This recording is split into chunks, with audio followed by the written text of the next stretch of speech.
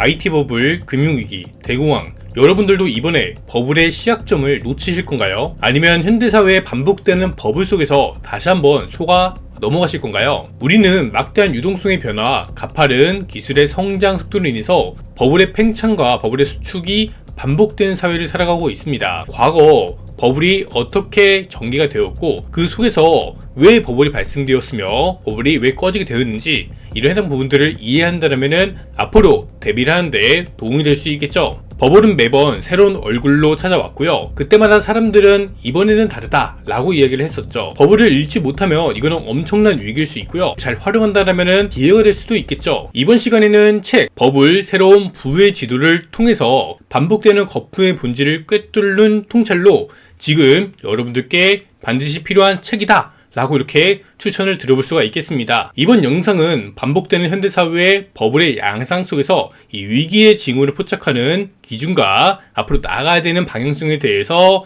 제 생각과 이 책의 내용 중 일부를 발췌해서 설명을 드리고자 합니다. 이 해당 책 같은 경우는 아주 따끈따끈하게 방금 나온 신간이고요. 청림 출판에서 총 6권의 책을 지원을 받았어요. 이 구독과 좋아요 그리고 댓글까지 눌러주시는 구독자분들께는 지난번처럼 추천을 통해서 배송해 드리도록 하겠습니다. 자, 우선 이 책이 저는 정말 마음에 들었던 게 이 버블의 7가지 사건을 토대로 이야기를 해줍니다. 근데 이게 단순히 이 버블이 왜 이렇게 발생되었냐 그걸 끝나는 게 아니라 각각의 시사점들을 얘기해줬다는 게 정말 흥미롭게 저는 다가왔습니다. 그리고 이 책의 저자분이 교수님이다 보니까 되게 내용을 알차고 방대하게 적어 놓으셨더라고요. 제가 기존에 이 버블과 관련된 책 금융투기의 역사와 버블 트라이앵글 모형을 설명해주던 그 해당 책을 2권을 읽은 적이 있었는데 이 책은 또 다른 신선함이 있었다라고 해야 될까요? 그래서 한 번쯤 읽어보시면 정말 많은 내 지식이 되고 이거는 자산이 된다 이렇게 말씀을 들어볼 수 있겠습니다. 우리가 알고 있던 이 대공황 전에 있던 1907년의 금융공황이죠. 이 연준이 탄생한 배경에 있었던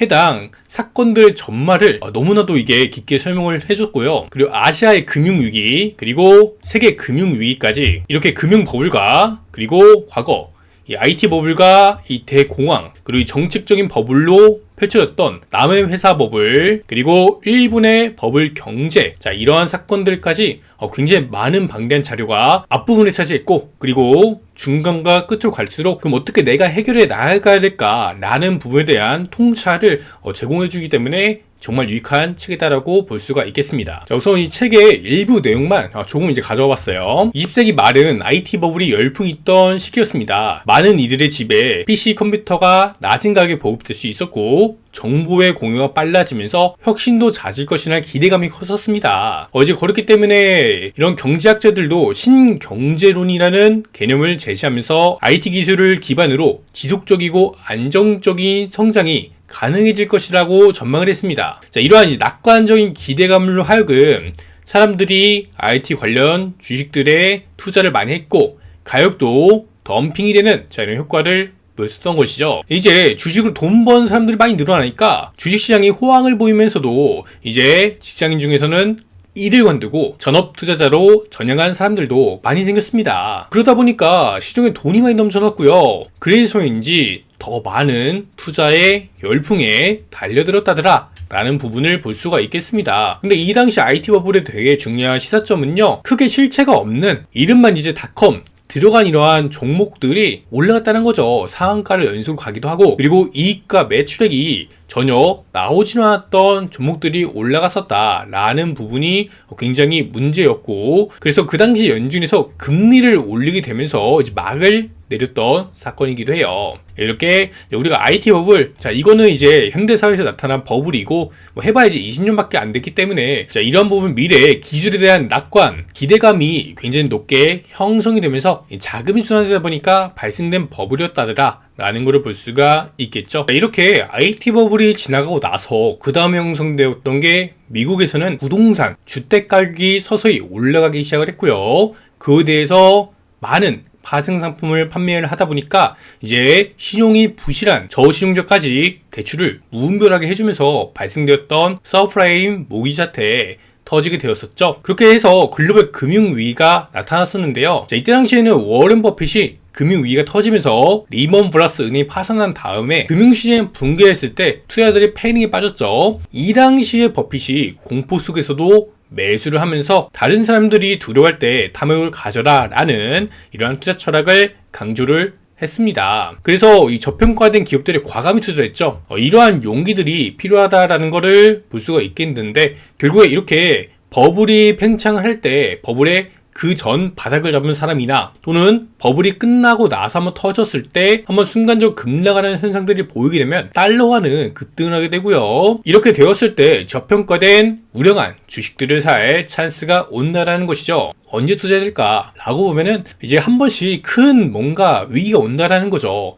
이 미국의 경기 침체가 도래하거나 이렇게 은행이 파산하는 글로벌 금융 위기가 오거나, 그래서 이렇게 현재 신용과 부채가 많이 팽창한 사회에서는 이게 더 많이 고빈도로 발생이 되기 때문에 좋은 투자라는 건 결국 인내하는 사람들에게 갈 수밖에 없더라. 그래서 현금 비중에 대한 중요성이 정말 필요하지 않을까라는 생각을 하게 되었습니다. 다음으로 버블을 기회로 잡는 방법 어떻게 될까요? 총 6가지를 이 책 내용 중에서 정리를 해봤는데요. 우선 이 실적이 없는 혁신이 과연 혁신인지 아니면 기만인지 고민을 해봐야 된다 라고 합니다. 우선 이 IT 버블 같은 사례는요, 실적이 없는 이름에만 이 닷컴이 붙으면서 올라가기도 했고 수십 배의 주가 상승이 발생이 되었기 때문에 여기서 이 실체가 없는 종목들이 이후에 빠지게 되면서 급락을 했죠. 그래서 개인들의 시체가 질비하게 쌓여 있다고 합니다. 자, 이렇게 해서 탄생한 게 현대의 이제 아마존과 페이스북 같은 멕타죠. 자, 이러한 이제 기업들이 탄생했다더라 라는 거를 볼 수가 있겠는데요. 결국 이러한 버블 이후에 이제 아예 소멸된 게 아니라 이런 기술에 대한 버블은 결국에 우량한 기업들로 탄생했는데, 이런 과정 속에 실체가 없는 기업들은 어떻게 됐다?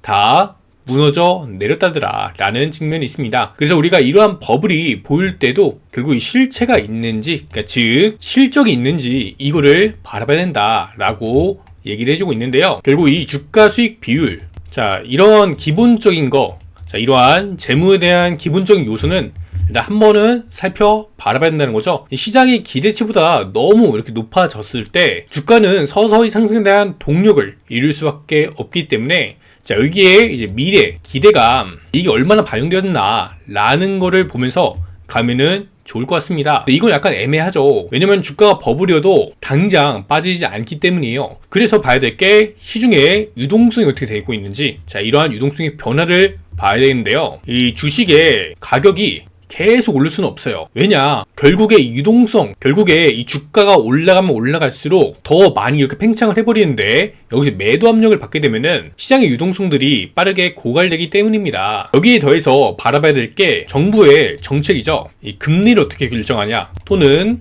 정책적으로 어떠한 기조를 보이느냐, 완화를 하느냐 아니면은 긴축을 하느냐, 이런 부분들로 인해서 결국 이런 유동성 흐름이 형성이 되기 때문에, 그러니까 연료가 된다는 거죠. 이런 연료의 흐름, 자, 이게 형성되어 있는지 체크를 해볼 필요가 있습니다.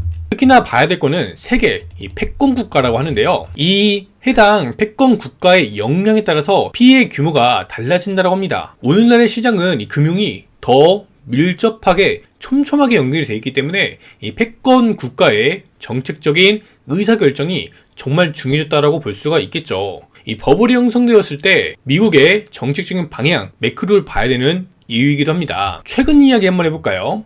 최근 일단 연준은 트럼프의 관세 정책으로 인해서 당분간 이 금리에 대한 기조를 신중하게 바라봐야 된다. 자, 이렇게 얘기를 했습니다. 자, 이거는 지난해 경기 침체 우려감이 커지자 미국에서 1%의 금리 인하를 했고요. 거기서는 좀 많이 완화적인 정책을 펼쳤죠. 그러나 현재는 인플레이션과 그리고 경기 침체 두 가지 우려감이 있는데, 그 중에서 당장 결정하지 않겠는데 일단은 데이터가 어떻게 나올지 모르기 때문에 신중함을 보여야 된다. 자, 이렇게 얘기를 하고 있어요. 최근 나온 다음 정책으로는 미국 정부는 은행들의 스트레스를 완화하기 위해서 자본 요건을 완화해주는, 자, 이러한 조치를 취했죠. 자, 이거는 이제 대출이 조금 더 활발해지게 할 수 있고 은행들의 자금 압박을 받는 그런 기업들의 파산 위험을 낮출 수가 있게 됩니다. 자, 그래서 최근 연체율이 많이 올라가고 소비자 부분과 그리고 기업들의 파산도 증가하고 있으며 상업용 부동산 부분의 연체도 심상치 않기 때문에 자, 이런 부분에서의 은행의 현재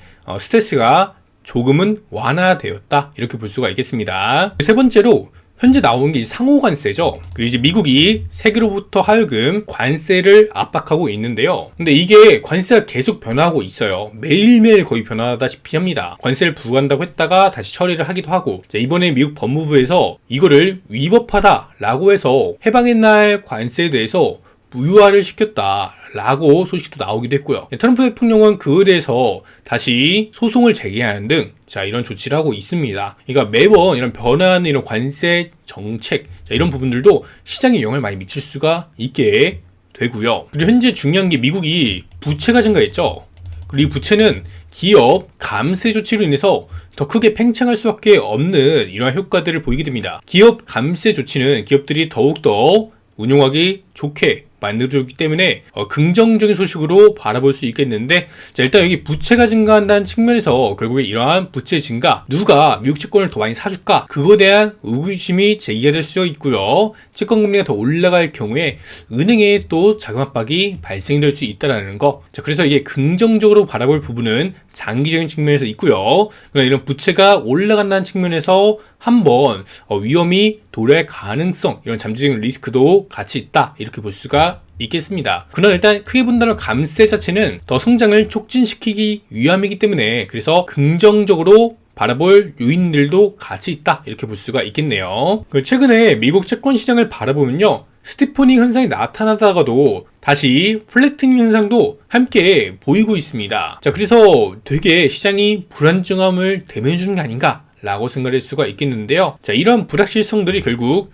연준의 정책적인 한계를 만들 수밖에 없다 라는 게 현재 가장 심각한 문제가 될 수 있습니다. 여기서 만약에 연준이 인위적으로 금리를 컨트롤하고 개입을 하게 되면요, 자산의 버블은 더욱더 커질 위험성이 존재해요. 그렇기 때문에 이 연준 입장으로는 섣불리 정책을 완화적으로 돌리기는 어려워진 것이죠. 금리를 계속해서 동결을 해나갈 경우에 자산의 위험성이 많이 올라오게 되고요. 여기서 만약에 인하를 할 경우에는 자산 버블이 더 커진 효과를 보이는데 연료를 더 주입한 효과를 볼 수밖에 없더라 라는 부분. 그리고 현재는 미국의 연준 방향에 대해서 되게 잘 보셔야 되는 포인트가 있겠습니다. 장기적으로 상승이 더 올라갈 수 있을까? 올 하반기에 올라갈 수 있을까? 라는 부분 연준의 방향을 보면 되고요. 그러나 이게 현재 당장으로서는 이런 관세에 대해서 우려가 계속해서 나오고 있기 때문에 상당히 어려울 걸로 보여지고 더 제약적인 환경으로 갈 리스크가 큽니다. 그래서 이 현대사회의 이 버블은 어떻게 본다면은 이 과거는 한 방향으로 갔다가 정직하게 나타났어요. 정직하게 버블이 끼고 그리고 터지고 다시 급락하고 이런 게 하이먼미스키 모형을 따라서 움직이곤 했거든요. 근데 현대의 버블은 유동성도 증가하는데 중간중간에 긴축적 기류로 선회를 하기도 하고, 그리고 인플레이션 압력으로 인해서 제약적인 환경이 오는 이런 요인들, 악재 요인들도 같이 있기 때문에 그러면서 통화량은 증가하기 때문에 이게 상당히 어려운 측면이 한 가지가 있는 것 같고요. 그리고 두 번째는 이 과거 기술력 같은 경우는 성장 속도가 느렸습니다. 근데 현대는 기술력이 정말 좋아요. 그리고 더 혁신적인 기술, 인공지능이란 변수가 있기 때문에 그래서 이런 인공지능의 성장 속도 정말 예측할 수가 없을 만큼 빠르게 나타나고 있고, 그 관련된 이제 인프라를 깔거나 하는데 기업들의 성장이 되고 있다는 거죠. 실질적으로 매출의 성장이 연간으로 올라가고 있는 이런 흐름들을 보인다는 게 어떻게 보면 현대사회에 더 많이 빈도 나타나면서도 정책적으로 한 번씩 완화의 기조를 보이다 보니까 버블이 당장 꺼지지 않는 이런 효과를 보이고 있다라고 보시면 되겠습니다. 그래서 우선 이 버블이라는 거는 결국 집단의 비합리성입니다. 이번엔 다르다라는 게 보였을 때 보통 우리가 버블이다 라고 부를 수가 있을 것 같아요. 특히 현재는 법비 지수만 보더라도 역사상 최고가 영역이 있습니다. GDP 대비 주식시장의 시가총액 비율이 엄청나게 많이 높게 올라가 있는 상태이죠. 그렇기 때문에 이것만 봤을 때는 버블이 계속되고 있는 거는 맞지만 중간중간에 버블의 또 이 고점 영역을 판단하기 위해서 이 집단의 비합리성, 이번엔 다르다라는 게 보이는지 체크를 해볼 요소로 보시면 좋을 것 같고요. 결국 이 투자라는 건 기본에 충실을 해야 됩니다. 당장 우리가 잘못된 선택을 하면서 손실을 볼 수도 있습니다만 결국 장기적으로 투자는 합리성과 상식에 기반을 하면서 유연성을 발휘를 했을 때 좋은 기회를 잡을 수 있다라는 거죠. 투자라는 건 그래서 내가 진짜 장기적인 관점에서 하려고 하는 건지 아니면 단기 거래를 하려고 하는 건지 그에 대한 목적성을 확실하게 해야 됩니다. 자, 그리고 봐야 되죠. 현재는 내러티브 경제학이라고 해갖고 노벨 경제학자 수상자 로버트 슐러가 만든 개념인데요. SNS를 통해서 빠르게 내러티브가 전파되고 잘못된 정보까지도 시장에 반영이 되고 있다라는 부분들. 그래서 현대사회의 버블은 되게 빠르게 나타나는 특성도 같이 존재를 하면서도 전염력이 굉장히 큽니다. 그리고 이러한 유동성, 그러니까 시장의 자금, 이게 너무나도 민감하게 움직이기 때문에 그래서 이런 요인들을 우리가 잘 파악을 해야지 현재 버블이 고가 있는지 아니면은 버블이 터지려고 하고 있는 영역이 있는지 자 이거를 유출하고 그래서 현금 확보도 어느 정도 해놓고 그걸 통해서 다음 버블의 시작 바닥을 다시 노려볼 수가 있는 것이죠. 지난 우리가 한 5년만 돌이켜봐도요, 이 버블이라는 게 되게 많은 시장에 발생되었습니다. 부동산 시장, 코인 시장, 그리고 주식 시장에서도 국내 시장은 뭐 이제 2차 전지가 많이 강세를 보였었고, 그리고 수술용 로봇 종목, 그것도 이제 10배씩 올라가기도 했고, 또 이제 다양한 종목들이 올라갔는데, 미국 시장만 보더라도 M7 종목 비롯해갖고 되게 많은 다양한 종목, AI 소프트웨어 기업들도 올라가고, 이러한 버블들이 계속 빈번하게 펼쳐지고 있다라는 거죠. 그래서 이런 버블의 환경 속에서도 결국 어떤 기회를 잡느냐라는 게 중요해진 시대적인 상황이 아닐까라고 생각해 볼 수가 있겠습니다. 이제 저 같은 경우는 이제 금과 은을 기본으로 보고 있고 금과 은조차도 2배가 올랐으니까요. 지난 2년 가까이 봤을 때 이러한 통화 유동성이 많이 풍부해지고 자 이것도 단기산 중기적으로 봤을 때 이런 시기열에서는 왔다 갔다 하기 때문에 그래서 현재 정책적인 방향을 함께 보면서 가야 되더라 라는 부분입니다. 자, 우리나라 통화량 같은 경우는 지난 2010년도만 대비를 했어도 255%가 증가했습니다. 그래서 우리나라 통화량도 이렇게 많이 증가를 한 이유들 그리고 앞으로 통화량이 증가할 수밖에 없는 그런 정책을 펼치려고 하고 있죠. 그렇기 때문에 통화량이 기본적으로 증가한다. 이 증가하는 과정 속에서 어떤 자산을 언제 잡을 것인가 언제가 정말 중요합니다. 제 생각을 간략하게 말씀드리면요. 일단 이 책은 정말 저도 많이 깜짝 놀랐습니다. 너무 유익하게 봤고요. 일단은 제가 생각하는 방향을 말씀드리면 일단 버블의 사이클이죠. 시장의 가장 중요한 단 하나의 요소. 자, 이게 가장 중요한 게 결국에 유동성이라고 합니다. 그리고 정리를 해보면 앞으로 통화량 꾸준히 증가하고 가파르게 증가할 수 있습니다. 그러나 한 가지 문제, 바로 금리를 내리기도 어렵고 그렇다고 부양책을 지속적으로 쓰기도 어려운 구조까지 왔다. 이건 이제 미국을 기준이고요. 자, 우리나라 같은 경우는 이번에 25베이시스 포인트를 추가적으로 인하를 하면서 자, 미국과의 금리차가 더 벌어진 상황을 보여주고 있죠. 근데 일단은 미국 기준으로는 상당히 제약적인 환경에 위치해 있기 때문에 그래서 이런 부분들 지금은 많이 유동성적으로도 통화 공급량은 지난 이 긴축이 거의 이제 끝나다시피 했을 지점부터 올라갔습니다. 올라갔고 이전 고가를 거의 뛰어넘는 자 이런 범위에 위치해 있는데 지난 몇 년간 봤을 때 뭐 그렇게 증가한 건 아니죠. 증가한 건 아니지만 이렇게 코로나처럼 이렇게 위기가 온 직후에 증가한 이런 유동성들이 엄청납니다.